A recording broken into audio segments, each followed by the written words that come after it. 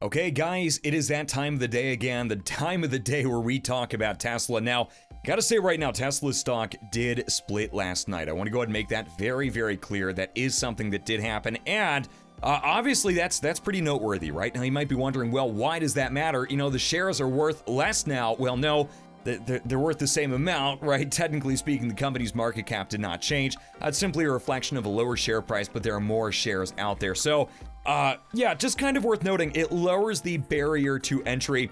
Essentially, if people have to buy whole shares, it's a little bit easier to buy a share that's like $250 to $300 for a lot of people, instead of the nearly $1,000 price point that we were looking at before. Again, value of the company has not changed, but the share value is now different. Anyway, with that being said, guys, quick update there. That did happen. I did want to go ahead and talk about that. Let's dive right in, and let's talk about an update first of all for Canada. Okay, obviously, shout out to one of the greatest car review YouTube channels out there of all time. Very entertaining. A lot of you guys probably know what I'm talking about, but let's talk about Tesla's supercharging team for Canada, okay? Because now Tesla has doubled their supercharger team in Canada. Now, why am I so jazzed about this? Why am I so excited about this happening? Because it might seem relatively mundane. You might be thinking, well, Canada, you know, it's kind of a smallish market for Tesla. You know, no offense to you Canadians. Again, seriously, fantastic country. You know, obviously, visited Canberra. What am I saying? I visited Canada. I love the country. You guys are super cool. But sometimes you get overlooked, which really you shouldn't. But anyway, yeah, Canada is now going to see a doubling of the supercharger team. Now, here's the thing. There are a number of very important North American highways, a lot of very important infrastructure for North America, not to mention all of you wonderful Canadians out there that are in the country of Canada. And charging in Canada, I think, has been kind of underrepresented. Now, that is something that Tesla, I think now is obviously looking to remedy. They're doubling the supercharger design team for Canada. That's a really big indication that the charging infrastructure in Canada is going to get even better. Now, again, there's a lot of good supplemental infrastructure in Canada, very, very worthwhile. A lot of good networks that take, you know, goods out west, you know, bring them back east. It really is noteworthy. And again, it's really underrepresented. Now, this immediately made me think of semi-trucks, okay? When the Tesla semi-truck network gets underway, you're gonna wanna have semi-truck charging infrastructure in those distinct areas, right? All across Canada. Now, how do you do that? Well, you hire more people to help bolster the market, help establish more chargers, and that's how you plan all of this out. Not to mention, what's really interesting, obviously, is Canada is a pretty cold environment, but obviously, there are also continental summers that can be very, very warm. For that reason, you really have to think pretty clearly through what exactly you're planning on doing for charging infrastructure. And Canada really does need more consideration. Again, you guys get overlooked way too often. You really should not be, okay? So anyway, that's a big update there as well. Certainly a cool update. That's really good to talk about. Could this mean, again, mega chargers, other chargers are on the way for Canada? Again, not super easy to tell, but it is a good sign. Anyway, guys, let's go ahead. Let's move on to an update for the Kia EV9. Now, Inside EVs has spotted, you know, the Kia EV9 testing once again. If you guys don't know, this is Kia's super boxy, large electric SUV. Now, what's kind of strange, it doesn't sit up all that high. It actually kind of almost looks more like a wagon because it just isn't really that tall. But, you know, I don't mind wagons either, okay? So anyway, this is still being developed, and Kia is hoping to bring this to market in 2023, first quarter, most likely. Now, I'm thinking about this, okay, because the first thing that popped into my mind, right? It's electric. It's a large SUV. That is probably going to be widely unavailable. I'm going to guess right now, production numbers here probably not going to look all that impressive. And again, we don't know, okay?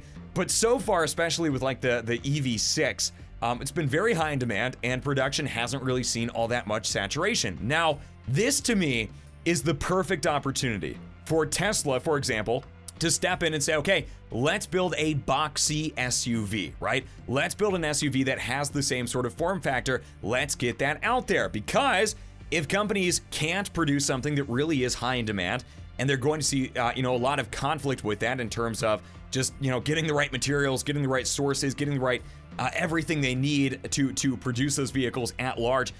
It's going to be a great time for a company with more resources like Tesla to step into the market and fill that space. Now, again, will it happen? Tough to say, but I think it would be really, really exciting. Guys, let's go ahead now. And again, you could say, okay, Model X, Model Y, they fill that role. Well, this is a bit of a boxier, large form factor SUV. Think of, for example, the Yukon, okay? Is that Chevy or GMC? I think Chevy's the Tahoe. I think GMC, there's the first loud car of the day. Actually, no, it's the first loud car of this recording. There have been a lot of loud cars today. But yeah, anyway, very good space for the marketplace. Let's move on. Let's talk about Israel. Now, Tesla, according to Tasmanian, is set to deliver a record-breaking batch of 4,000 cars to Israel. Now, I am a huge fan of Tesla shipping more vehicles around the world, right? It really just shows what strong production Tesla is able to levy right now. When we talk about other car companies, we talk about other EVs, so many of them are just so underdeveloped. They're so underproduced. Tesla really does not have that problem, and it's a really good thing. There's a lot of demand, okay? So again, Tesla could produce more vehicles, which I think would be a good move. You know, they're obviously trying to do that right now with the Gigafactory system. But again, you know, it's going to take time. It's going to take time to improve. And I think that's very noteworthy as well. Anyway, guys, with that said, now let's move on. Let's talk about Tesla, okay? Obviously. Okay, again, let's talk about a big update for Tesla that now we're really excited about, okay? Because Elon Musk is now working on implementing a new feature for the Tesla app where owners can provide feedback through the app itself. Now, this is a really great thing because a lot of people tweet at Elon Musk. They say, hey, Elon, you know, can you check this feature out? Can you work on this? Can you update it? You know, we want to get this fixed. And, you know, again, he's really good at responding. He really provides a lot of feedback. He says, okay, we'll take a look at that. We're interested. We want to see what exactly we're looking at. And he moves into it, right? The thing is, ultimately, when it comes down to it, making that process more streamlined would be a very cool thing, okay? And collecting more aggregate data on that would be a really good idea. Now, we're hearing that Tesla's mobile app, according to Drive Tesla Canada and other sources, I think including Arctechnic, we are seeing that they have added a send feedback option in the app. So you can select a number of different things, the severity, the component that you're having issues with, and then that's going to provide Tesla with a lot of really good data. Anyway, guys, let's move on. And let's talk about the Ford F-150 Lightning. Because now on YouTube, Be Rich has made a video, okay, about increasing Ford F-150 Lightning prices. Now again, you guys will know a big gripe I have with the pricing of the Ford F-150 Lightning is the idea that the lowest cost model, right? It sits at like 39 grand, pretty good price. It's not widely available to the general public, okay? Then obviously the more expensive variants are a little bit less restricted. Let's do a bit of Google foo for a second here. Ford F-150 Lightning Pro. I believe it's called the Pro model, ironically enough, because it is the least expensive. But yeah, I think that it's actually more for enterprises. Only fleet customers can purchase. That is something right now that has been very restrictive, I think, for the Ford F-150 Lightning. And the more expensive options are not as widely available, okay? At least that's been my perspective so far. I might be wrong about that. But we're now hearing also, according to Be Rich and other sources, when those tax credits start really rolling in, the price of the Ford F-150 Lightning is probably gonna move up. Now, this is a lot of the problem we're seeing right now with EV tax credits, okay? I wanna make this very clear. A lot of companies, a lot of groups, a lot of et cetera, they've been looking at those EV tax credits as really sort of an excuse to raise prices, right? They say, okay, well, people are gonna have 7 grand more, 10 grand more. Okay, we're gonna bump the price up, whether it's 6 grand, whether it's 10 grand, doesn't really matter. That's a lot of what we've ended up seeing. And it's really not something I am supportive of for obvious reasons, right? And it's kind of funny because I think Tesla has really done the polar opposite of this. Yes, Tesla prices have gone up. You know, yeah, they have. I mean, that's undeniable. We can look at it like every time we open the Tesla page, you can see what the price is. You can always keep track of it. It doesn't increase every time you open the page, but it's very easy to stay up to date on. That's what I meant by that. And essentially, you know, Tesla has increased pricing because, first of all, demand has been gargantuan. It has been giant. But not only that, right? What we're also looking at realistically is a world where, you know, prices for materials, batteries, etc. have really, really gone up. And that is part of the reason why Tesla has raised prices. It's not Tesla simply saying, okay, well, you've got more incentives, we're gonna bump the price up. It's really not the same thing. Anyway, guys, let's move on to an update now also for Twitter and the Tesla deal, right? Obviously, Twitter and Musk deal, pardon me, that's what I meant to say.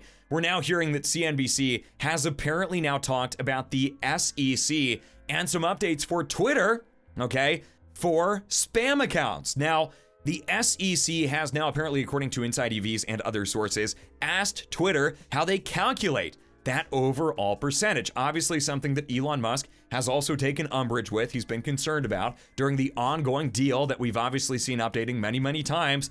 And yeah, this could indicate that again, Musk could be in a good position for moving on from that deal. Anyway, guys, let's go ahead and talk about a quick update also. The Tesla app in Thailand has now started rolling forward, okay? Very good sign of things to come.